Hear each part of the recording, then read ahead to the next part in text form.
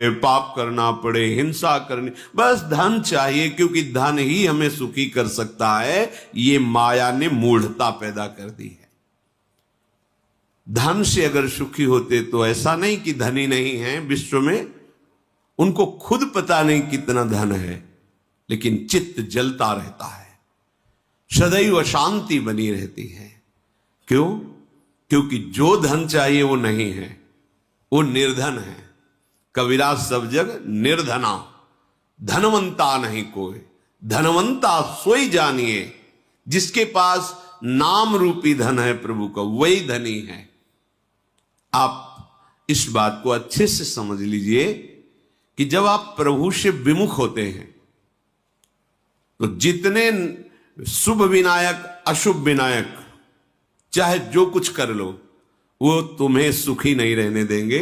न कोई ग्रह, न कोई नक्षत्र, न कोई विनायक, ये तुम्हें चैन से नहीं, क्योंकि ये सब भगवत पार्षद हैं, दंड विधान के लिए ये तैयार हैं। और यदि आप भगवान के सन्मुख हैं तो कोई विश्व में तुम्हें दुख नहीं दे सकता। ये बात समझ में नहीं आती सबकी। सबको इस समझ, कोई ऐसा जादू कर दो, कोई ऐसा आश्चर्यमय आशीर्वाद दे दो जिससे मैं धनी हो जाऊं, सुखी हो जाऊं। हम कह रहे हैं धनी प्रभु देखते नहीं है लक्ष्मी जी की तरफ, वो अपने भक्तों का चिंतन करते रहते हैं। लक्ष्मी जी चरण चापती हैं। वो जब प्रभु तुम्हारे हाथ में हो जाएंगे, हाथ में माने बस में, ये नाम वो वस्तु है कि प्रभु को, नामी को अधीन करा ले। सुमिर पवन सुत पावन नामू, अपने बस करी राखे रामू। अब आपको दुर्लभ क्या रह गया? क्या दुर्लभ रह गया? ये बात समझ में नहीं आती, क्योंकि हमें चाहिए धन, भगवान धन दे देंगे क्या, ऐसा लोगों को लगता। अरे वही है, वही सब रूपों में है, वही सर्वस्व प्रकट किए हैं, वही स्वामी है। ये बात समझ लो।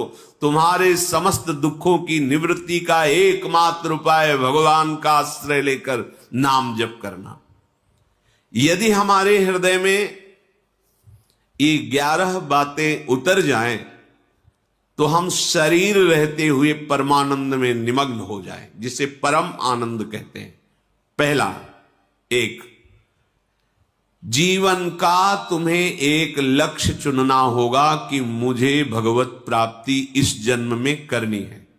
तुम्हें महासुखी, देखो 10-20 ग्राम सोना, किलो 2 किलो सोना, 10-50 किलो सोना एक तरफ रखा हो और पारसमणि एक तरफ रखी हो, तो मूढ़ आदमी क्या करेगा?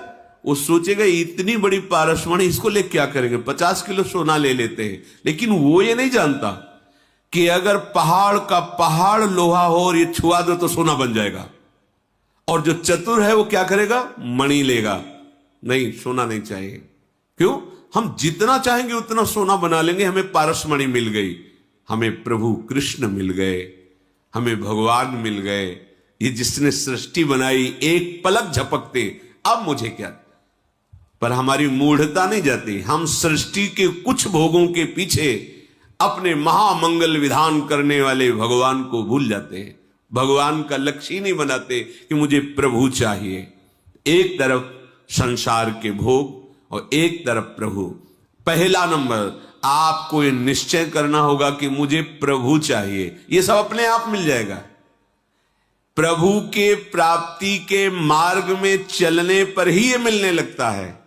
प्रभु मिल गए तब तो इसका महत्व ही नहीं रह जाएगा, क्योंकि असलियत पता चल जाएगी कि ये जादू का तमाशा है, माया है, ये सत्य विषय नहीं है। आखिरी में बड़े बड़ों को पश्चाताप हुआ है। महान बलशाली विश्व विजेता सिकंदर जिधर जाता जय प्राप्त करके आता, ढेर सारे रत्न आभूषण सब विजय। महात्मा एक देखा सिकंदर आ रहा, नाचने लगे। नजदीक आया, क्यों नाच रहे हो? देखा कि आप जैसा बलशाली ऐश्वर्यवान आ रहा है, मेरी बात बन जाएगी। क्या चाहिए तुझे? चाहिए नहीं, हमारे कपड़े फट जाते हैं, पुराने हैं, तो एक सुई है, इसे तुम ले लो, और जब हमारा शरीर छूटे और आपका छूटे तो वहां हमें जरूरत पड़े सुई की, तो आप सुई ले आना। बोले कैसी बात करते हो मूढ़ता की, महात्मा होकर तुम्हें इतना ज्ञान नहीं कि शरीर छूटने के बाद सुई भी नहीं जाती। अच्छा, तो तुम्हें ये ज्ञान है? अगर ये ज्ञान है तो फिर क्यों